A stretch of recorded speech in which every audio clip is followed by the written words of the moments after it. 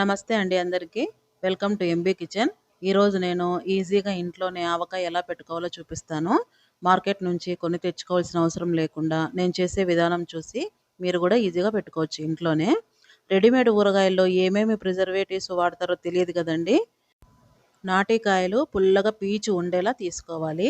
ఇక్కడ నేను 2.5 కేజీ ముక్కలకు కొలతలతో చూపిస్తున్నాను. దీని డీటెయిల్డ్ వీడియో కింద ట్యాగ్ చేస్తున్నానండి. పచ్చళ్ళు ఎప్పుడు పింగాణి జాడీల్లో మాత్రమే స్టోర్ చేసుకోవాలి, లేదా ప్లాస్టిక్ డబ్బాల్లో. అలాగే డ్రై స్పూన్స్ మాత్రమే వాడుతుండాలి, లేదంటే గిన త్వరగా చెడిపోయే అవకాశం ఉంది. అంతేనండి. మరిన్ని మంచి రెసిపీస్తో వస్తుంటాను. Thanks for watching.